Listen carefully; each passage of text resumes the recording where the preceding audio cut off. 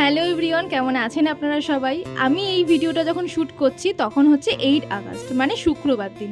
আর ঠিক তার পরের দিন ছিল রাখি পূর্ণিমা। আমি যখন ভিডিওটা আপলোড করব অবশ্যই তখন রাখি পূর্ণিমা চলে যাবে। তবুও স্টিল আমি সবাইকে জানাই, মানে আমার যারা দাদা, ভাই, বোন, দিদি যারা রয়েছে সবাইকে জানাই রাখি পূর্ণিমার অনেক অনেক শুভেচ্ছা ও ভালোবাসা। সবাই যেন সারা জীবন সুখে শান্তিতে খুব ভালোভাবে থাকে। তো যাই হোক, আজকে ছিল শুক্রবার, আর আজকে আমি দুপুরবেলা জানতে পারি যে দুপুরবেলা থেকে নাকি পূর্ণিমা পড়ে যাচ্ছে।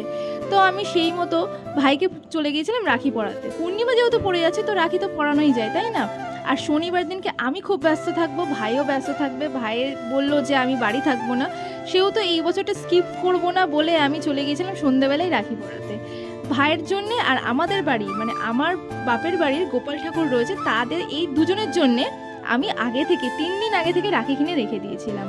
আর তাই জন্য আমার রাখি কিনতে হয়নি, ভাইয়ের জন্য গিফটস কেনা হয়নি, শুধু মিষ্টি কিনে নিয়ে চলে গিয়েছিলাম। ভাইকে বলেছি না ভাই, পরে কিনবি, কারণ আমি সময় পাইনি, সুযোগই পাইনি। ভেবেছিলাম তো এই বছরটা পড়ানোই হবে না, কিন্তু কি বলুন তো, এর মাঝখানেও না আমি অনেক কিছু মিস করছিলাম সেই আগেকার দিনের কথা, যখন আমার দিদি, আমি, ভাই তিনজন মিলে একসাথে রাখি পূর্ণিমা সেলিব্রেট করতাম। কত নাই মজা হতো। আমার দিদির বাড়িতে যেতাম, প্রচুর খাওয়া দাওয়া, প্রচুর আনন্দ হতো। প্রচুর মিস করছি।